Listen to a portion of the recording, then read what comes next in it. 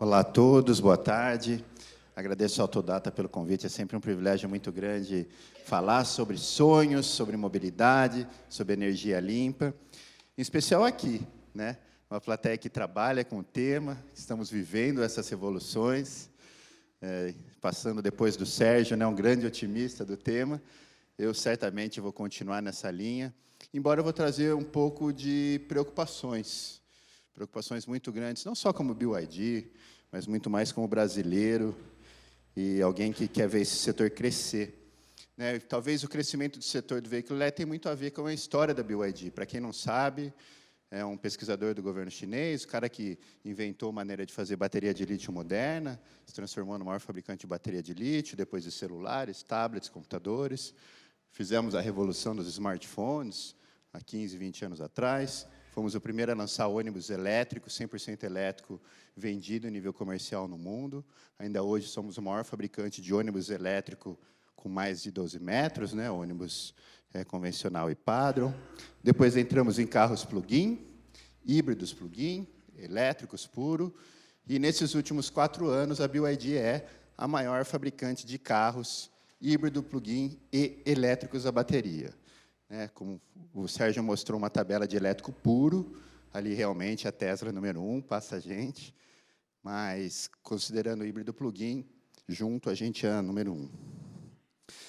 No Brasil, a gente chegou muito focado em novas energias, né, energia limpa. Temos também uma fábrica de painel solar, dominamos aí pelo menos 1/3 dos grandes projetos do Brasil, no Uruguai, no Chile, na América Latina, e cada vez mais a gente vê essa integração da energia limpa, com baterias, com sistemas estacionários, e o uso da mobilidade elétrica. O cara que põe uma planta solar na casa dele, ele começa a ter energia muito barata, aí ele começa a ver que é cada vez mais viável ter um carro elétrico. Você tem um carro elétrico, você fala, opa, posso gerar minha própria energia, viabiliza não só a GD para a sua casa, quanto para o seu veículo. Então, é um processo que vem crescendo muito. Cada vez mais os projetos de desenvolvimento no Brasil estão muito antenados com as grandes revoluções tecnológicas. Esse aqui, por exemplo, é um projeto nosso na CEMIG. Tem uma planta solar, 400 kW, gera durante o dia, abastece uma bateria de 1,3 MWh. Depois, das 6 às 9 da noite, quando a gente não tem sol, essa bateria abastece. Então, energia limpa, renovável, praticamente 24 horas. E cada vez mais a gente acredita na oferta para os consumidores, seja um cliente, seja empresa, seja governo, dessa solução integrada, do sol à roda. O cara, quando ele compra um veículo elétrico, um ônibus elétrico, obviamente ele não quer ter que se preocupar com a infraestrutura de recarga, como ele vai comprar energia, ele vai gerar a própria energia, ter que comprar no Mercado Livre. Claro, poderia simplesmente pagar da distribuidora. Só que hoje a distribuidora cobra o dobro do que custa gerar sua própria energia. Então, todo mundo vai tentar gerar sua própria energia. Então, aqui tem um novo nicho que vem se surgindo de entregar essa solução completa, né? Porque, na nossa opinião, a eletrificação ela não vai ocorrer em todos os setores. A BYD tem uma estratégia de 7+4, que são os setores estratégicos onde a gente acredita que essa eletrificação vem primeiro. Óbvio que carro para o consumidor final, ele é importante, porque é o grande volume do mercado. Mas a gente acredita que a eletrificação vem primeiro na logística urbana, nos ônibus urbanos fretado, táxi. São aquelas aplicações que têm um uso recorrente, altas quilometragens, ou que o poder público tem a caneta que pode resolver. Então, como a lei do clima de São Paulo, o prefeito assina a lei, tem 8 consórcios, 40 garagens, 4, 5 grupos financeiros, você põe todo mundo na mesa, assina a lei, põe o cronograma e todo mundo tem que cumprir. Agora, imagina falar, todos os caminhões que cruzarem São Paulo terão que ser elétricos. Impossível, né? Sei lá quantos mil pessoas, e vem de tantos lugares, é muito mais difícil. Mas esses nichos são os nichos aonde a eletrificação vem primeiro. E, com isso, está se viabilizando melhoria muito rápida nos veículos. Você vê, por exemplo, esse Tang, que foi o nosso primeiro da estratégia 542. Todos os carros híbridos plug-in da BYD fazem isso. 0 a 100 em 5 segundos, 4x4, e quando são híbridos, 2 litros para rodar 100 km. 50 km por litro. Esse foi o carro mais vendido da China em 2016. 17, desculpa. Mas vamos combinar que o design, né, não era daquelas maravilhas. Então, você vai ter o nicho ali que vai comprar, porque tem o subsídio, tem alguns incentivos. Já se você pega as novas gerações, a gente já está falando de carros, né, com apelo comercial um pouco melhores, né? E não só o caso da BYD, muitas das outras chinesas. A gente foi lá no mercado, contratou o Wolfgang Nigger da Audi, contratou o Amada Ferrari, contratou outro da Daimler, né? É fácil, você muda o layout externo e isso dá uma outra escala, porque a gente está entrando em nichos que antigamente não entravam-se. Inicialmente, a BYD é o maior vendedor para frotistas. Só vende para táxi, para polícia, para correios, né? Mas você vê que os novos modelos eles já têm um apelo muito legal. Isso está fazendo com que se aumente a produção de bateria. O Sérgio comentou, né? A BYD fabrica esse ano 40 gigawatt-hora, né? Tem uma ali Cacaute brigando pela primeira posição, né? Só a joint venture nova que a BYD assinou com a Toyota, que todo mundo aqui deve ter lido, né? Que começa o ano que vem. Só essa joint venture vai ter 40 gigawatt-hora de produção de bateria. A Toyota quer eletrificar todos os carros dele.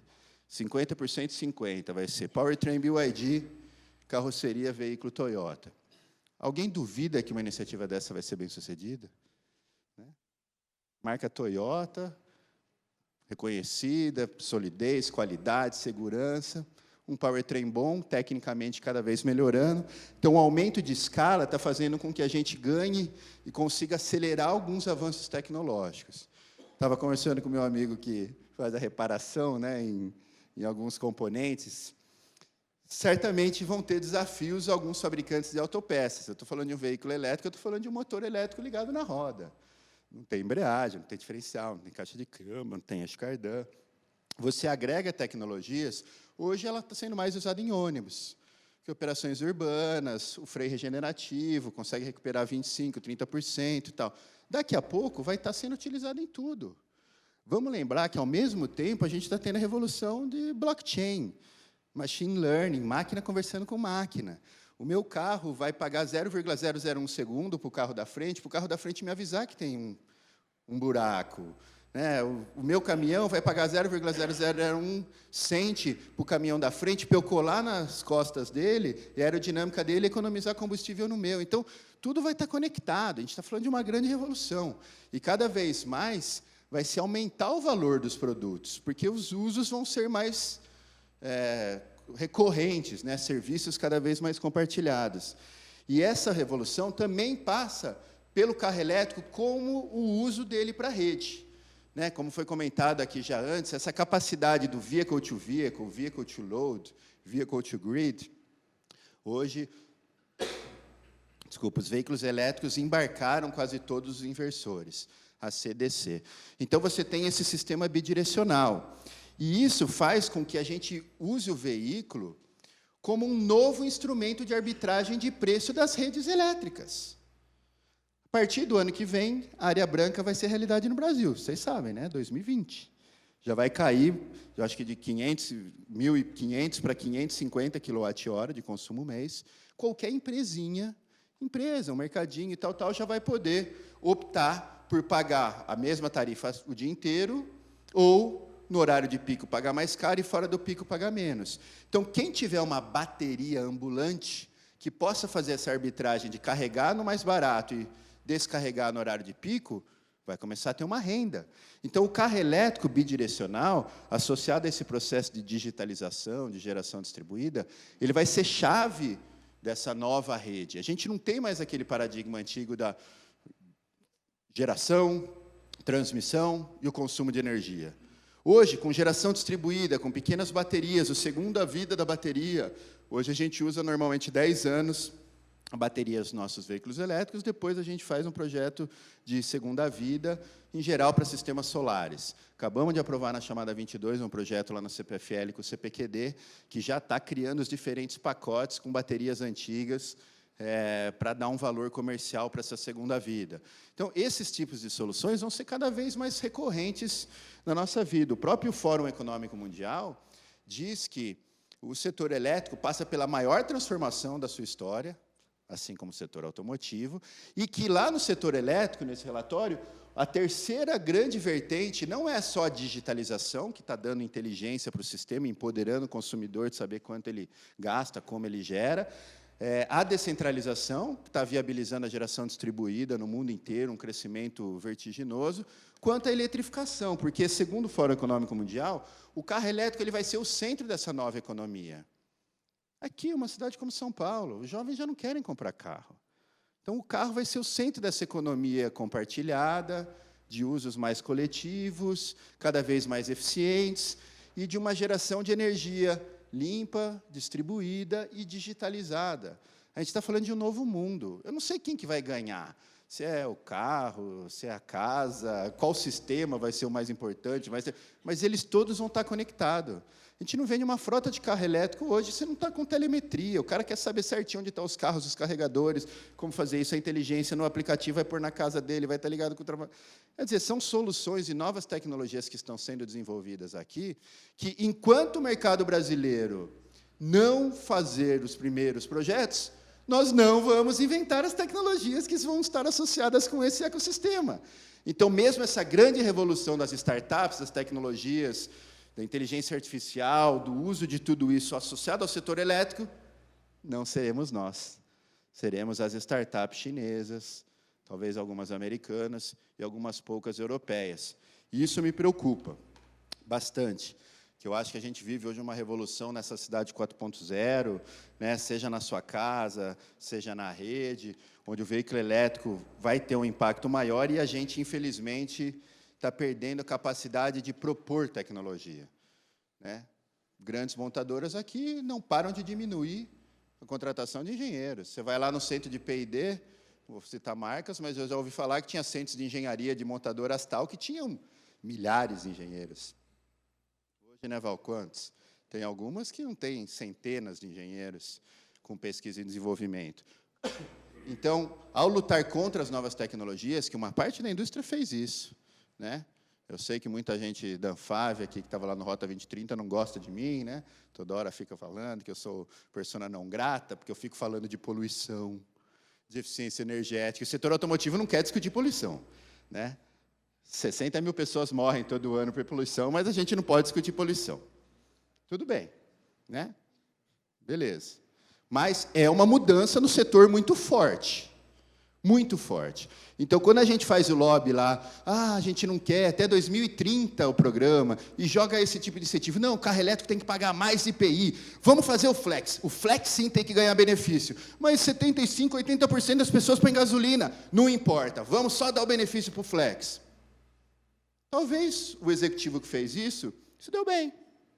Saiu bonito, mandou um e-mail lá para a matriz, olha, consegui bloquear o governo de fazer incentivos, sou muito bonitão, me dê meu bônus aqui, está super legal. O que vai acontecer daqui 5 anos com essa fábrica? Não vai ser eficiente. Aí, teve fábrica fechando no começo do ano. Carro mais vendido, caminhão mais vendido.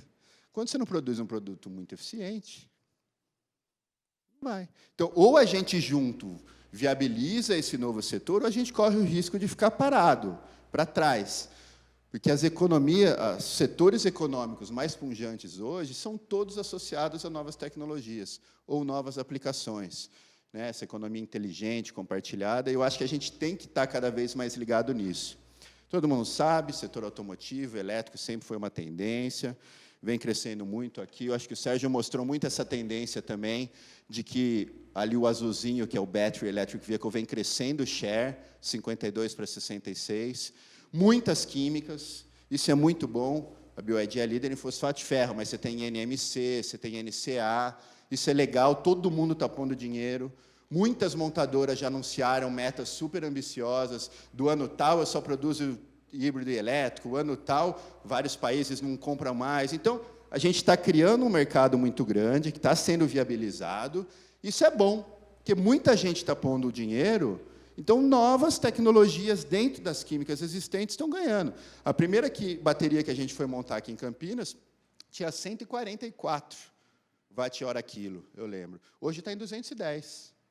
A nossa fábrica que a gente inaugura em Manaus, agora em fevereiro de 2020, que inclusive ela vai estar disponível para vender baterias para outras montadoras aqui no Brasil, ela já vai estar montando com célula de 220 watt-hora quilo. É o top de linha. Por enquanto, ainda é montagem da célula, né? Não tem escala para fabricar. Agora, onde estão os minerais que fazem a bateria? Todos no Mercosul. O Mercosul tem um potencial incrível.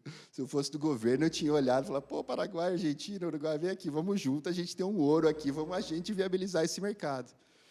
Né? Mas, infelizmente, ainda não ocorreu. E é diferente do que ocorre na China, né? Como foi mostrado já alguns números, o crescimento do mercado chinês é muito grande, né? Esse ano, algo como 8% dos leves, e a meta do governo até 2025 é 20%. Eu acho que eles vão cumprir, né? Na China, em geral, cumpre-se as metas e os planejamentos. Já se a gente vai para ônibus, o crescimento foi maior. A gente saiu de 5, 12, esse ano deve ser algo como 22% a 25% no market share elétrico. Vou repetir, 1 a cada 4 ônibus vendidos na China hoje é elétrico a bateria. O maior mercado do mundo, se dá uma escala de produção e tal. Quem historicamente vendeu ônibus no Chile e no Uruguai? No Peru? Quem? Brasileiros, né? Montadoras brasileiras. Quem ganhou a licitação semana passada? 397 ônibus elétricos em Bogotá? Quem? BYD. Quem pôs 300 ônibus em Santiago, nesse ano, nas 2 licitações? BYD. Quem que punha antes? Montadoras brasileiras com carroceria nacional. Vocês entendem? Não é futuro, é agora.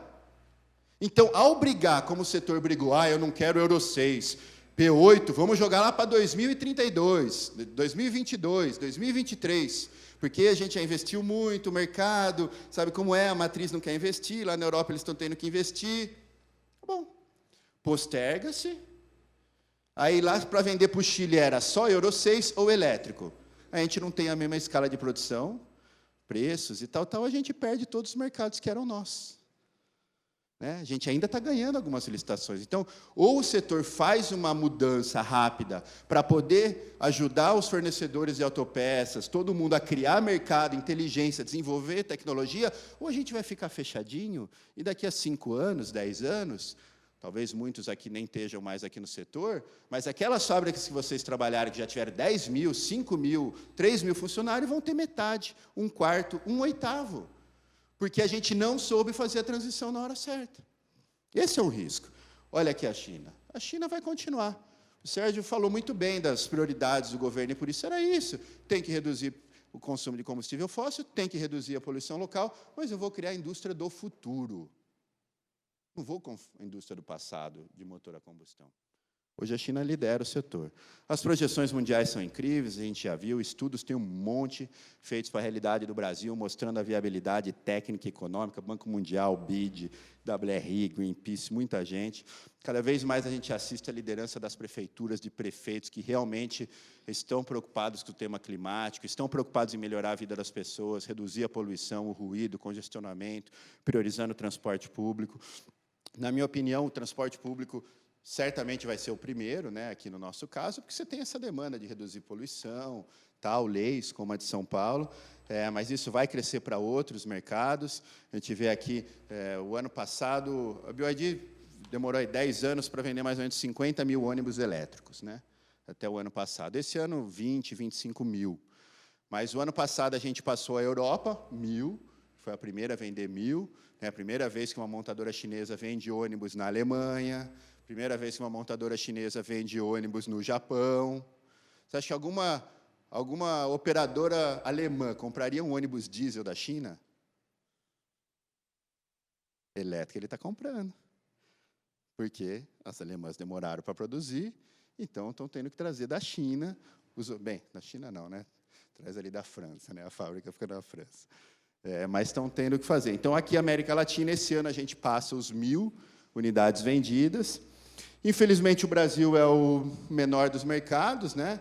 A gente tem aqui algumas dificuldades um pouco maiores, questões tributárias e tal, mas a gente tem as primeiras frotas, 8 cidades operando, devagarzinho as frotas vão indo.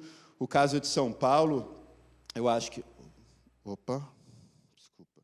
O caso de São Paulo aqui, que passou rápido, é um caso muito emblemático, né? Porque, à medida que a gente tem uma cidade como São Paulo, já com uma frota, não sei quem viu, na semana passada, a gente começou os 15 primeiros ônibus operando lá na Zona Sul, na Transwolf, bem, aqui, né?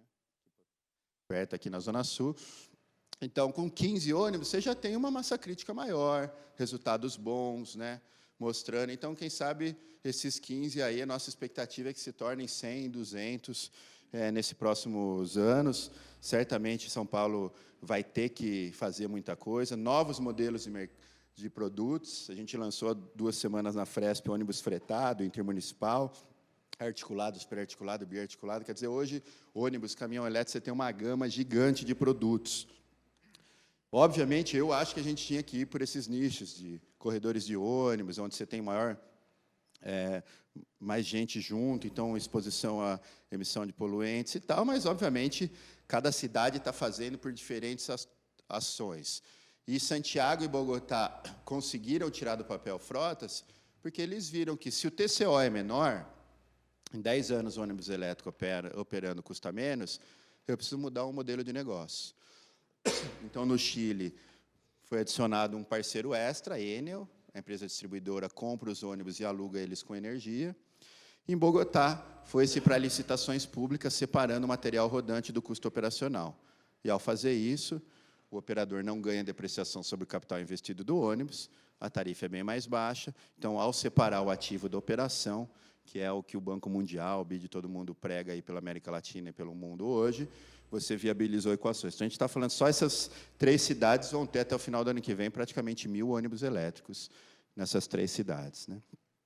Também a gente acredita muito em outros tipos de frota, por exemplo, a Guarda Municipal de São José dos Campos. O Sérgio mostrou lá uma reportagem de Nova York, mas tem uma reportagem muito legal feita pela Prefeitura de São José dos Campos, joga no Google lá, carros da Guarda economizam 850 mil. Eles mostraram que, em 1 ano de operação, 100% da frota da Guarda Municipal, hoje de São José dos Campos, né, já é de carros elétricos, são 30 carros. Eles mostraram que eles fizeram uma licitação onde eles queriam que o valor empatasse. Eles viam muito valor em ter veículo elétrico, porque o flagrante é mais fácil de fazer. Eles puseram os pontos de recarga em áreas viciadas com criminalidade da cidade, então isso aí sozinho já diminuiu a criminalidade e tal, mas eles queriam que custasse a mesma coisa. E a gente fez lá, olha, quanto que é? Você paga de gasolina e aluguel? Tal, 4 mil, abre por 4 mil que a gente vai. Fomos e era para empatar. Aí eles lançaram um relatório agora, 1 mês atrás, 1 ano de operação, eles economizaram 850 mil, além do que eles previam, né, que foi um ganho importante para a cidade. Caminhões, né, a gente está crescendo em vários nichos, mas, como eu comentei, logística urbana e esses autoconsumo, eu acho que são os principais. A nossa primeira frota aqui, a nossa venda foi para Corpus, né, 200 caminhões, tem operando aí já cidades pelo Brasil. Rio de Janeiro está com a maior frota hoje em operação, 12 caminhões elétricos de lixo, vai chegar a 20. Salto, aqui do lado, tem 100% dos caminhões.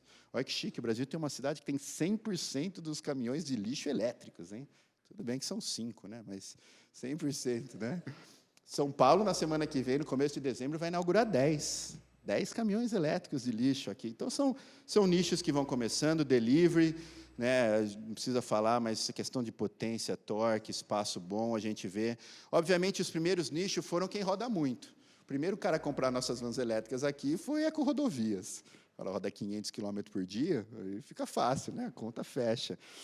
Depois foi para logística urbana, entrega urbana, então teve ali DHL, Mercado Livre, né, DHL pôs mais ou menos uns 10 carros na rua, depois coletas de lixo, então você vê esses nichos maiores, e hoje em dia a gente está falando de uma gama de produtos de logística urbana. Então ele tem benefícios, não pega rodízio, pode ter redução de IPVA, né, tem zona máxima de restrição e tal, mas ele tem um desempenho operacional muito legal.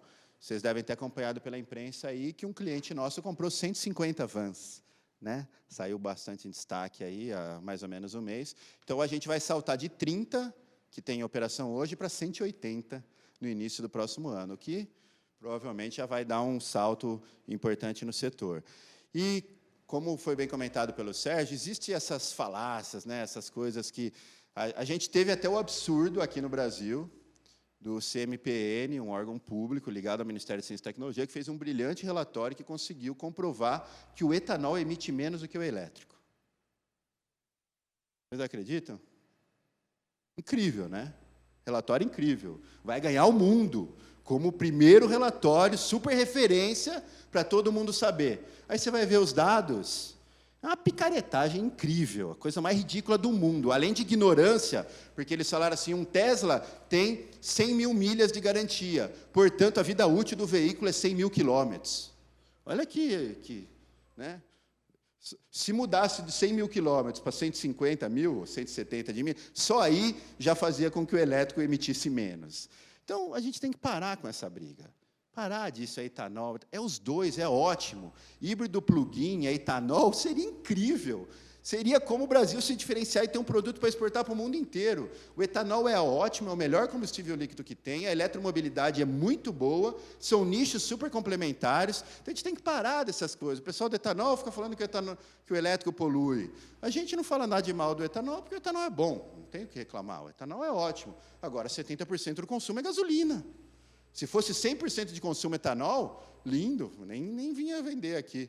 Só que o elétrico também, em especial no caso brasileiro, ele está cada vez mais associado à energia limpa. Então, a gente tem que mexer um pouco com esses conceitos, né? A energia solar é a que mais cresce no mundo, mais do que o dobro da eólica, 7 vezes mais do que a hidrelétrica, 8 vezes mais do que a nuclear. É um crescimento muito grande. Já há 3 anos, faz 3 anos, pelo menos, que o investimento em renováveis é maior do que o investimento em combustíveis fósseis no mundo. Os relatórios da Agência Internacional de Energia mostram isso. É uma tendência sem volta. Tudo bem que solar ainda é pequeno do market share mundial, mas ele vem crescendo. Aqui no Brasil também, a gente está ali 1,2, 1,4 agora por cento da matriz. Mas, se vocês acompanharem o último leilão, que teve agora, 2 meses atrás, a energia solar foi comercializada a $17. É uma das mais baratas do mundo. Uma hidrelétrica normalmente é vendida a 250, eólica 100. Solar foi vendida a R$80, R$90. Se solar é a mais barata, e sol não é um problema, porque o pior lugar de radiação solar do Brasil, em Santa Catarina, é melhor do que o melhor lugar da Alemanha, que já foi líder de geração distribuída, não tem por que essas duas tecnologias não crescerem juntas. Né? Energia solar e a mobilidade. Se a gente pega as projeções da Agência Internacional de Energia, ou esse aqui da Bloomberg New Energy Finance, no mundo inteiro, eles estão falando que em 2050, a maior parte da energia consumida no mundo vai ser solar. E no Brasil também, mesmo com toda a matriz hidrelétrica. A hidrelétrica vai ser 34 e solar 38. Né? E quando a gente vai, por exemplo, não só para a questão da energia limpa, mas para os gases de efeito estufa, o elétrico, a bateria, seja no grid brasileiro, seja com geração de energia solar, é imbatível. Esse é um relatório do ICCT, que fez para o cumprimento da lei do clima, não sei se vocês viram, mas a própria SP Trans fez um relatório que o elétrico é o que tem o melhor custo-benefício em comparação com o híbrido, tal. O etanol é legal, o gás é legal, né? Mas todas as tecnologias têm a sua coisa boa, têm o seu diferencial, que é um pouquinho mais difícil. E, nas projeções, a gente teria algo como 6 mil ônibus elétricos de baixa emissão rodando em 5 anos para cumprir a lei. E o ICCT, que é aquele mesmo instituto, né, que descobriu lá o tema do Dieselgate, um dos maiores institutos internacionais de emissões, fez um relatório para São Paulo e mostrou que o elétrico a bateria, no mix brasileiro, ou ali um biometano Euro 6, as duas melhores tecnologias. Então, acho que existe espaço para todo mundo. O Brasil, um país de tamanho continental, a gente vai ter etanol, vai ter flex. Espero que mais iniciativas como o do Corolla saiam do papel, né? Flex, híbridos, isso vai ser muito bom para o mercado, para criar volume para essas tecnologias. Vai ter gás, vai ter etanol puro, né? Vai ter biometano, vai ter tudo, diesel de cana, HVO. O Brasil tem espaço para tudo. Não acho que vai ter uma tecnologia que vai ganhar, mas certamente é um mix de novas tecnologias que a gente tem que explorar. No dia que teve lá o Brazilian Investment Forum, quando teve a greve dos caminhoneiros, eu vim com um carro elétrico, né? Eu lembro, lindo, assim, fiz um vídeo na estrada, tinha um DHL, né? Só eu e o carinha da DHL ali na Bandeirantes. Cheguei na marginal parada, vazia, assim, e tal, aquela história toda.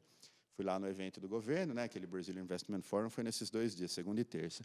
E se a gente pega aqui, ó, nos 3 dias, mas os 2 dias principais, aonde não tinha caminhão na rua, ônibus rodaram, né? E carro, malemar, muita gente rodou. ainda mais na segunda. Na terça, já um pouco menos. Olha ali, o ar de São Paulo ficou 10, 12, 13, dentro do que a OMS coloca de 20. Hoje, o ar de São Paulo, na média, é 32, 35, 38. Se a gente seguisse a regulamentação da OMS, todos os dias estaria ar impróprio para respirar. Foi o que Santiago fez. Santiago tinha ar impróprio todos os dias, a prefeitura baixou uma lei seguindo a OMS e todo dia aparecia lá no reloginho, ar impróprio, ar impróprio. Aí todo mundo começa a se mexer, né? É uma maneira. Então, não dá para eletrificar tudo. Não dá. Agora, se a gente eletrificar alguns nichos de ônibus, de caminhões pesados, em especial do diesel, a gente consegue. Diesel representa 10% dos veículos, talvez, né? O ônibus é menos de 1%, mas chamando caminhão, que é uns 10%, 15% dos que rodam na rua, imagino, né, que sejam diesel. E representa 40%, 50% da emissão de poluentes. Material particulado, 50% vem do diesel. Então, vamos resolver primeiro o diesel. Não porque a gente acha que o diesel é pior do que a gasolina, mas é porque esses nichos são mais fáceis, é onde tem maior impacto. As pessoas estão em volta. São 60 mil mortes evitáveis que não deveriam ocorrer. 10 mil só aqui na região metropolitana de São Paulo. Então, o contexto, para finalizar, brasileiro, ele não é tão bom, né? Eu que participei lá do Rota 2030 durante 1 ano e meio, fiquei indo toda quarta-feira para Brasília, participando das reuniões.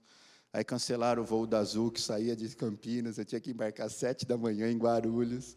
Imagina como eu fiquei feliz durante 1 ano. Relatórios lindos, Ministério de Ciência e Tecnologia, MDIC. E a gente lá no dia final, tem que debater, tem que tal. A Anfávia é recebida por Temer. E o ministro da Indústria, Margarete, a gente não tem a mínima ideia do que está acontecendo lá. Eles estão fazendo pressão para que tudo que a gente está fazendo aqui não ocorra. E conseguiram, né? Foram lá no Temer, conseguiram aprovar o Rota 2030, que foi bom para uma parte da indústria, porque dentro da Anfávia tem muita gente que quer novas tecnologias, né? Tem vários de pesados escandinavos que estão na fronteira da tecnologia, dentro da Anfávia tem muitos asiáticos, também alguns poucos europeus e americanos que estão lá na fronteira querendo viabilizar, mas, infelizmente, as montadoras que não queriam que o Rota fosse em prol de novas tecnologias ganharam. A gente tem que aceitar esse fato. Nós, quem defende a nova tecnologia como eu, perdeu. Mas, natural, né? A correlação de forças. Vivemos num país onde os grupos de interesse ainda são os formuladores de política pública. Infelizmente, essa é a realidade. Então, a Rota 2030 não entregou quase nada do que tinha prometido. Em especial, essa tabelinha linda, bonitinha, que a Anfávia propôs no final, que o próprio pessoal do MDIC disse que nunca tinha visto a tabela, e era a tabela que veio da proposta.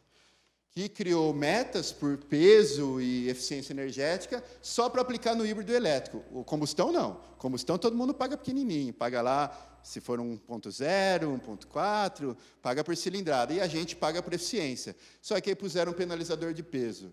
Eu falo, algum elétrico pesa menos de 1,4 toneladas? Elétrico puro, a bateria? Não. Então, novamente, foi feita uma tabela onde o elétrico sofre.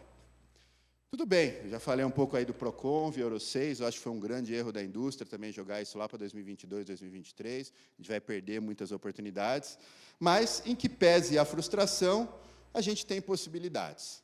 Basicamente, hoje, não só um executivo de uma montadora, quero vender painel solar, veículo elétrico, eu estou muito preocupado com a sobrevivência desse setor no médio prazo. Você está de brincadeira, imagina, a gente vai produzir aqui os produtos, tal. Acordo de livre comércio Brasil-União Europeia. Se a gente não for competitivo, vai perder, né? Não tem como. O mundo inteiro tem metas de eficiência energética. A própria União Europeia, que foi a desculpa, também já tem meta de eficiência energética para pesados. 2030, 2040, todo mundo vai ter que reduzir 30%, 20%, 40%, 50% de eficiência. E o nosso programa Rota 2030 criou as metas para a eficiência energética em pesados em 18 a 23 a gente estuda o assunto. 23 a 27 a gente cria indicador e adapta o Vectro, o software para o Brasil. E 27 a 32 a gente cria um programa de eficiência energética. Brincadeira, né, pessoal? Fazer um programa, assinar, para que entre em vigor em 2032, enquanto o mundo vai estar produzindo caminhão e ônibus 50% mais eficiente, a gente vai querer que esse cara compita para exportar? A gente não vai exportar nem para a Argentina. Imagina que vai exportar para o Chile, para a Colômbia, nem para a Argentina. Então, ou o setor faz uma revolução rápida para poder sobreviver, ou a gente não vai. Eu pus o gráfico aqui para não causar muita polêmica do Brasil, eu pus esse do Chile, porque é o país mais aberto da América Latina. Aqui está a média dos carros mais vendidos do Chile com a emissão. Quase todos estão acima da norma europeia 2015. Né? Você vê ali, um ou outro que cumpria. Já a norma europeia 2021, nenhum carro vendido no Chile, hoje, que é um mercado super aberto, importa bastante, inclusive do Brasil, poderia ser vendido lá. Então, como que uma montadora brasileira, em 2021, vai produzir os carros que são piores, menos eficientes do que o do Chile, e a gente vai exportar para a Europa, se a gente não vai cumprir a regulamentação europeia de emissão em 2021? Tem alguma coisa errada, pessoal. Espero que, no debate, vocês possam me ajudar a ver um horizonte, porque eu realmente não estou vendo. Eu não acho que a gente esteja pronto, eu acho que o setor falha ao não ajudar a desenvolver essas novas habilidades, essas novas tecnologias. Né? Lá em região metropolitana de Campinas, 25% dos empregos, onde eu venho, vem da indústria, muitos fabricantes de autopeças e tal. Quando você vê lá o relatório da mudança em função da automação, inteligência artificial e como vai mudar a fábrica do futuro, o impacto no setor automotivo, se olha lá a lista de funções que vão desaparecer, é o que a gente tem aqui. E a lista das funções que a gente poderia ter no futuro, que seriam chamados empregos do futuro, essas novas habilidades cognitivas, tecnológicas, na China hoje, um menino de 10 a 12 anos, né, ali no intermediário, eles aprendem a fazer cálculos de inteligência artificial, como usar algoritmos para produzir equações de inteligência artificial. 93% dos jovens brasileiros com 15 anos não sabem fazer uma equação de matemática. 93% dos jovens brasileiros com 15 anos, escolas públicas e privada. No PISA, a gente foi 58 de 62 em matemática.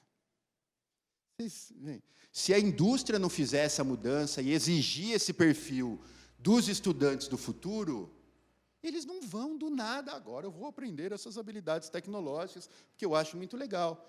A gente tem o SESI, tem as FATECs, tem um monte de gente aí tentando fazer coisa. Mas se o setor automotivo não demandar tecnologia, não demandar cliente, a gente não vai desenvolver essas habilidades. Se você pega esse último relatório do Fórum Econômico Mundial, quais são as principais habilidades, a gente não ensina nenhuma, né? Praticamente nenhuma.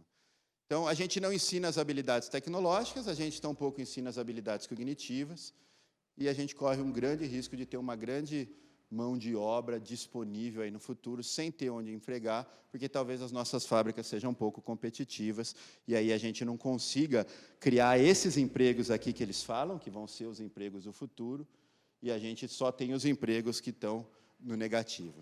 É uma situação muito difícil, mas eu acredito muito no potencial do Brasil. O Brasil tem uma criatividade além do que outros, a gente tem mercado, tem população, somos os maiores mercados de ônibus e caminhão do mundo, já fomos de veículo, vamos voltar a ser, temos sol, temos energia limpa, temos fábricas, temos um parque produtivo aqui, então acho que está na hora da gente fazer essa transição para realmente inserir o Brasil nessa grande corrida pela eletromobilidade no mundo. Obrigado.